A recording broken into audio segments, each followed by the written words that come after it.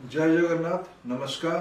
आज आम राज्य ओडिशा पई एक अत्यंत शुभ दिन भल दिन। एबे एबे संध्या बेले केंद्रीय कैबिनेट रो बैठक अनुष्ठित होईची। तार उपरांते देशर रेल विभाग मंत्री तथा सूचना प्रसारण विभाग मंत्री देश सामने आज कैबिनेट रो किछि निष्पत्ति को सामना को आनी।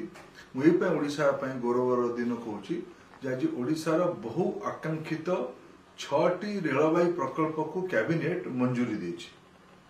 बादाम पहाड़ केउंझर गड़ नुआ लाइन 2107 कोटी टंकार, बांगिरीपोशी गोरु महिषाणी नुआ लाइन पखापाखि 2500 कोटी टंकार, गुणपुर थेरुवाली नुआ लाइन 1326 कोटी टंका, जूनागढ़ नवरंगपुर नुआ लाइन 3264 कोटी टंका, मालकानगिरी पांडुरंगापुरम भाया भद्राचलम स्टेशन पखापाखि 3600 कोटी टंका, मयूरभंज जिलार बुरामरारू पश्चिम बंगाल चाकुलिया पर्यंत नुआ लाइन रे पखापाखि 1500 कोटी टंका, सर्वमोट 15,000 कोटी टंकार व्यय बरादरे 6टी महत्वाकांक्षी रेलवाई प्रकल्पर आज कैबिनेट आर्थिक मंजूरी देछि। आज आउ गोटे कथा है आज बजेट सत्र शेष दिन। यही बजेट सत्र रे देशर प्रधानमंत्री दृष्टिर पूर्वोदय को अर्थमंत्री गोटे नुआ कल्पना देथिले। बिहार, झारखंड, ओडिशा, पश्चिम बंगाल, छत्तीसगढ़, आंध्र प्रदेश ये अंचल को लेकिन पूर्वोदयर कल्पना कथा प्रधानमंत्री किछि वर्ष है कही।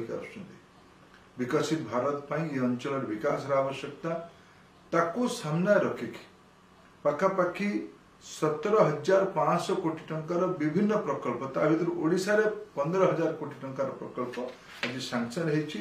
या द्वारा ओडिशार मयूरभंज, केन्दुझर, कोरापुट, मालकानगिरी, रायगड़ा, नवरंगपुर, कलाहांडी जिला गुड़िक अर्थनैतिक विकास हब, नुआ रोजगार सृष्टि हब, यात्री परिवहन रे अनेक नुआ सुविधा आसीबो, मालवाही परिवहन सुविधा आसीबो, ओडिशा तथा पड़ोसा राज्य गुड़िकर शिल्पांचल विकास, ओडिशार बंदर गुड़िकर द्रुत विकास ये सबू काम हो पारिबो।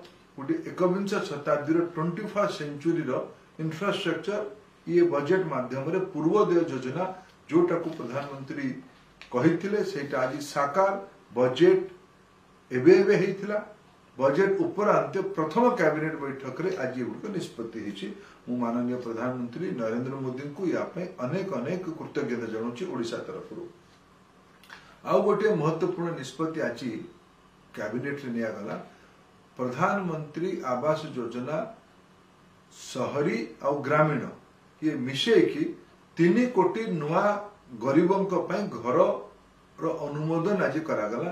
पखापाखि 5,36,000 कोटी टंका व्यय देश रे 3 कोटी नुआ प्रधानमंत्री आवास योजना रे सहरांचल और ग्रामांचल घर हम। ये भी पूर्वोदय गोटे बहुत बड़ पदक्षेप, गोटे बहुत बड़ निर्णय।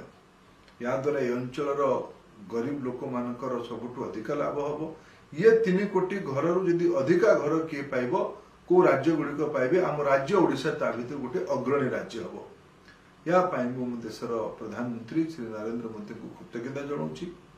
देशर अर्थमंत्री श्रीमती निर्मला सीतारमण को धन्यवाद दूची तथा ये ओडिशार महत्वाकांक्षी रेलवाई प्रकल्प गुड़िक सफल क्रियान्वयन करने निष्पत्ति नहीं रेल मंत्री श्री अश्विनी वैष्णव को भी ओडिशा तरफ धन्यवाद दूची। ओडिशावासी या द्वारा लाभ पाइबे, ओडिशार विकास हम, ओडिशार द्रुत प्रगति हम। बहुत बहुत धन्यवाद। नमस्कार। जय जगन्नाथ।